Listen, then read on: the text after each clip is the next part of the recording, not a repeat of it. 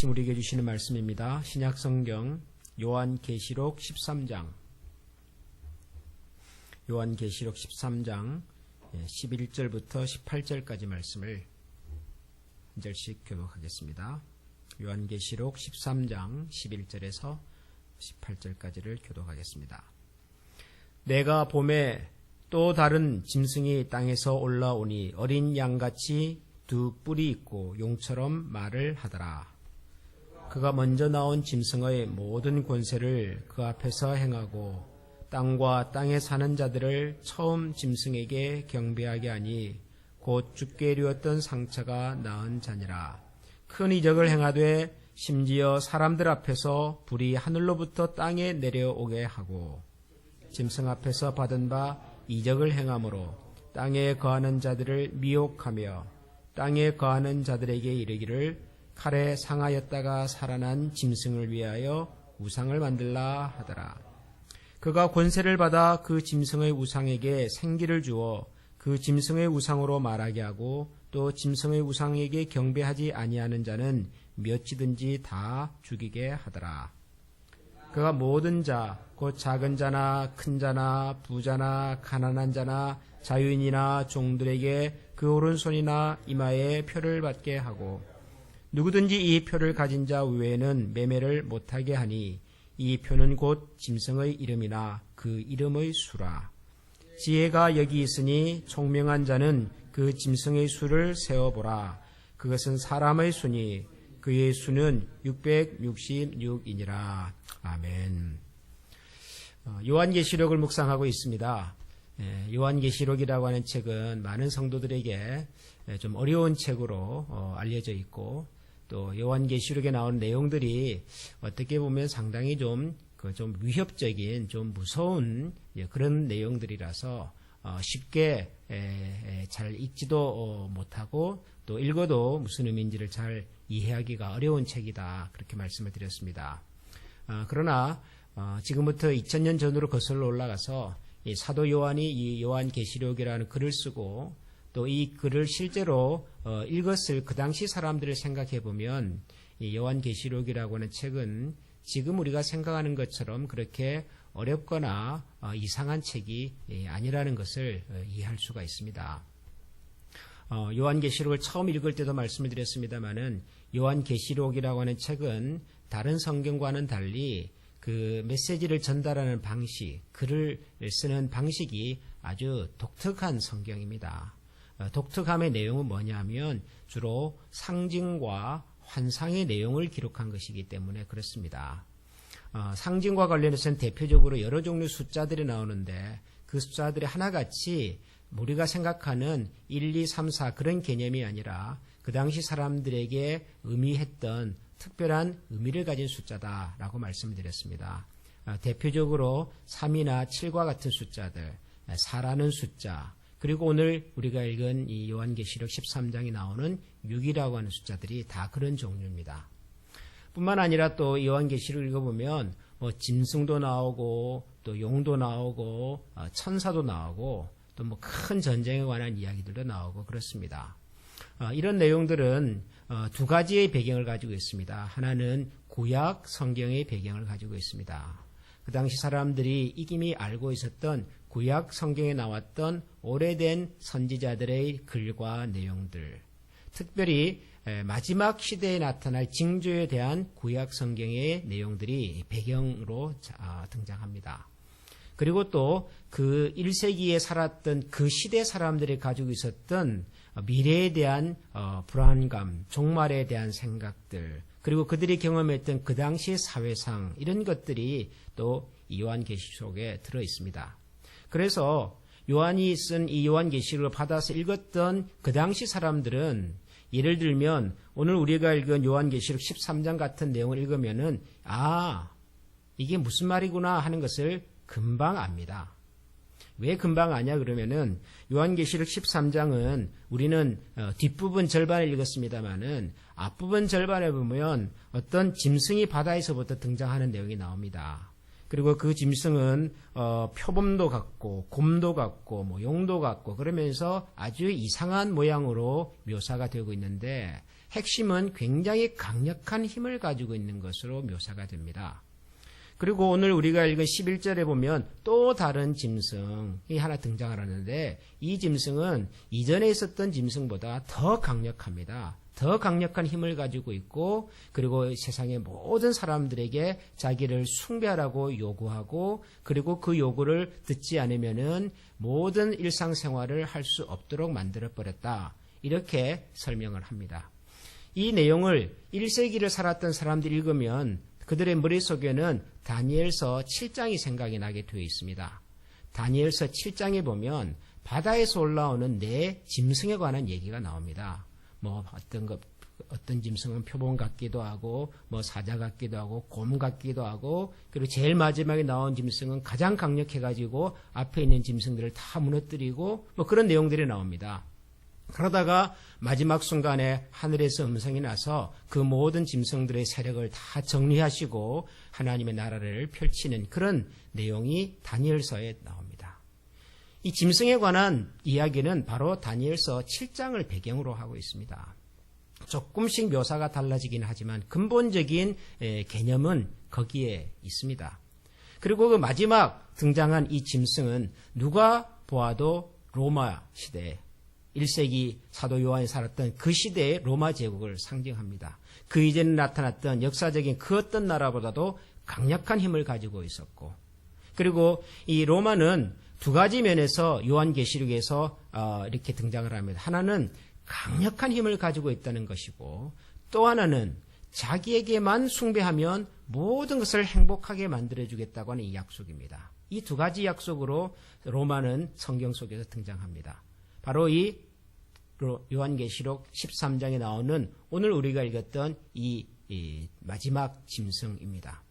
그런데 이 짐승은 자기를 숭배하라고 그러고 그리고 자기를 숭배하는 사람들에게는 장사도 할 수 있고 모든 일상생활을 다 할 수 있지만 나를 숭배하지 않으면 모든 것을 제한하겠다고 말합니다. 장사도 할 수 없고. 그런데 실제로 로마는 그랬습니다. 특히 사도 요한이 이 반모섬에 갇히게 되었던 그 당시의 로마 황제가 도미티안이라고 하는 황제인데 그 황제부터 실제로 황제는 신의 아들이다라고 선포했습니다. 동전에도 황제는 신의 아들이다. 그런 내용을 표현하기 시작합니다. 그리고 공적으로 황제만을 숭배해야 된다라고 요구하기 시작합니다. 로마가 다스리던 나라는 여러 나라들이 있었습니다. 우리가 지금 알고 있는 이탈리아만 다스린 것이 아니라 근동지압의 여러 나라들을 다스렸습니다. 그리고 그 나라들은 자기 나름대로 자기들이 섬기는 신들이 다 있었습니다. 로마는 이렇게 요구했습니다. 너희들이 신을 섬겨도 좋다. 단 황제도 섬겨야 한다. 신으로 섬겨야 한다. 이 두 가지를 함께 섬기는 나라와 민족들에게는 로마 제국의 혜택을 베풀어 줬습니다. 그런데 황제들 섬기기 싫어서 다시 말하면 자기들이 가지고 있는 고유한 신앙을 지키기 위해서 황제 숭배를 거절한 사람들에게는 가차없는 박해와 죽음을 선사했습니다. 또 실제로 기록을 보면 이 로마가 다스리는 어떤 지역에서는 그 지역의 신과 황제를 섬기는 신전에서 먼저 제사를 드리고 오지 않으면 일상적인 거래를 하지 못하도록 했습니다. 오늘 우리가 읽은 요한계시록 13장에 나온 내용 그대로입니다. 우상을 숭배하는 것, 황제를 섬기는 것, 이 행위를 하지 않으면 일상적인 거래를 할 수 없도록 자격을 제한했습니다. 그런 것을 실제로 경험했던 사람들에게 이 요한계시록 13장은 뭐 두말할 필요도 없이 그들이 살고 있었던 그 시절의 막강한 권력을 가지고 있었던 바로 로마 제국입니다. 요한계시록에 보면 우리가 굉장히 이상하게 생각하는 바로 그 내용이 등장합니다. 그 짐승은 곧 매매를 못하게 하니 이 표를 이마에 갖지 못한 자 외에는 매매를 못하게 하니 이 표는 곧 짐승의 이름이나 그 이름의 수라. 그래 놓고는 그 사람의 수는 곧 666이다. 이렇게 기록을 하고 있습니다. 이마에 표를 받는다. 또 그 이마에 표를 받지 않은 사람은 장사를 하지 못하게 한다. 이런 내용을 보고는 오래전에 아주 극단적인 종말론을 주장하는 사람들은 이것은 앞으로 전 세계를 지배하게 되는 적그리스도가 모든 사람에게 이 666이라고 하는 숫자를 강요해서 그 숫자를 몸에 지니지 않으면은 이제는 세상에서 살 수 없도록 통제하는 그런 세상이 올 것이다. 그런 내용으로 세상과 교회를 현혹했던 시절이 있었습니다. 혹시 우리 어른들 중에서 과거에 그런 종말론적인 그런 글이나 설교를 들으신 분들은 아마 기억이 날 겁니다. 저도 기억이 나는데요. 그때는 대표적으로 이런 얘기를 했습니다. 이 바코드라고 하는 것이 나오는데 이 바코드를 분석해 보니까 제일 첫 번째 숫자가 6이고 가운데 숫자도 6이고 마지막 숫자도 6이더라. 모든 바코드의 원리는 6과 6과 6으로 구성이 되어 있다. 그런데 이 바코드를 받으면은 이 바코드를 지니면은 그는 곧 우상에게 숭배하는 사람이 될 것이다. 절대로 그걸 받으면 안 된다. 뭐 그런 식으로 얘기를 했었습니다. 지금 우리가 월마트에서 사는 모든 물건에는 바코드가 있고 저도 그 바코드가 찍혀있는 우유도 사 먹고 빵도 사 먹지만 저는 바코드 영향을 전혀 받지 않습니다. 심지어는 나중에 이마에 표를 받는다는 말을 가지고서 언젠가는 이 바코드를 사람의 몸에다가 직접 찍어서 이렇게 프린트해서 사게 할 것이다. 뭐 그러면서 그런 얘기가 더 발전이 되어 가지고 미국의 어느 회사에서 시도했던 베리칩이라고 하는 얘기를 또 하기 시작을 했습니다. 거기다가 사람의 생체에 대한 정보, 개인에 대한 신상 정보를 다 넣어가지고 몸에다가 새겨가지고 어디를 가든지 이제 그 사람은 무엇을 하는지 다 이제 모니터가 되고 그리고 그것으로 사람을 조정한다. 뭐 이런 얘기까지 떠돌기 시작을 했습니다. 요즘은 이제 유튜브가 옛날에 그런 책이나 신문을 대신하는 세상이 되어가지고 유튜브에 들어가 보면 이 바코드를 가지고서 뭐 적그리스도니 뭐 하여튼 앞으로 세상이 종말에 다가올 거니 하는 얘기들이 어마어마하게 많습니다. 하나도 볼 필요가 없습니다, 여러분. 여러분, 우리는 바코드를 가지고 있지 않지만 솔직하게 말하면 우리가 어제 어디에서 무엇을 했고 어디에 어느 정도 머물러 있는지를 다 누군가가 알고 있습니다. 요즘 우리가 가지고 다니는 이 휴대전화라고 하는 것은 우리의 생활과 모든 정보들을 다 가지고 있습니다. 그렇다고 해서 그것이 내 삶을 지배하지 않습니다. 우리가 생활하는 데 필요한 문명의 도구일 뿐이지요. 근본적으로 666이라고 하는 숫자는 그런 숫자가 아닙니다. 누누이 말씀을 드리지만 이 요한계시록 13장에 등장하는 짐승은 어떤 면에서는 하나님 같은 존재입니다. 생각해 보십시오. 강력한 힘을 가지고 있습니다. 이 세상 모든 것을 자기 마음대로 할 수 있는 힘을 가지고 있습니다. 막강한 힘을 가지고 있습니다. 그 이전에 등장했던 그 어떤 나라보다도 강력한 힘을 가지고 있습니다. 거의 하나님만큼. 그랬으니 로마의 황제가 나는 신의 아들이라고 얘기할 만하지요. 로마는 영원히 계속될 줄 알았습니다. 그러면서 또 이 로마는 로마의 지배를 받는 모든 사람들에게 로마의 평화를 선물해 주겠다고 약속했습니다. 역사적으로 우리가 이것을 팍스 로마나라고 부릅니다. 로마의 지배를 받으면 로마의 다스림 안에 있으면 어디나 로마가 주는 행복과 평화를 누릴 수 있다고 약속했습니다. 하나님이 하는 일을 마치 로마 제국과 로마의 황제가 할 수 있는 것처럼 했습니다. 그런 그 당대 로마 제국이 가지고 있던 권력과 그리고 세상에 던지는 그 달콤한 유혹들은 거의 하나님 같은 이야기였습니다. 그러나 그 유혹은 거짓된 유혹이고 그 힘은 언젠가 사라질 힘이었습니다. 그것을 성경에서는 6이라고 하는 숫자로 표현한 것입니다. 7은 완벽한 하나님의 다스림을 말합니다. 하나님이 통치한 세상입니다. 요한계시록에서 7 교회가 등장을 하고 7 촛대가 등장을 하고 7개의 나팔과 7개의 인과 7개의 대접이 등장하는데 7이라고 하는 숫자는 한결같이 우리가 생각하는 아라비아 숫자의 1, 2, 3, 4, 6 다음에 7이 아닙니다. 완벽한 하나님의 통치, 하나님의 다스림이 이루어지는 이 땅에서의 모습들을 성경에서는 7이라는 숫자로 설명을 합니다. 그런데 6이라고 하는 숫자는 거의 7에 가까이 간 숫자입니다. 하나만 더하면 7이 되는 숫자입니다. 그러나 하나가 부족해서 7이 되지 못한 숫자입니다. 그런데 그런 하나가 부족해서 7이 되지 못한 숫자가 3번이나 반복됩니다. 3이라고 하는 수는 완성의 의미를 가지고 있습니다. 전부의 의미를 가지고 있습니다. 666이라고 하는 숫자, 그 이름의 뜻은 거의 하나님 같은 힘과 거의 하나님이 약속하는 것 같은 그런 약속을 하는 것 같으나 사실은 하나님이 아닌, 사실은 가짜인 진짜의 흉내를 내는, 그것이 그 당시 성도들이 살았던 로마 제국에 대한 현실이라고 성경은 고백하는 것입니다. 아무리 그 세상이 강력한 힘을 가지고 성도와 교회를 핍박해도 그 힘에는 한계가 있을 것이고, 로마의 황제가 약속하는 평화나 혹은 행복은 달콤해 보이지만 결국은 그 마지막이 사망의 길이 될 것을 사도 요한은 6과 6, 또 하나의 6으로 그렇게 설명한 것입니다.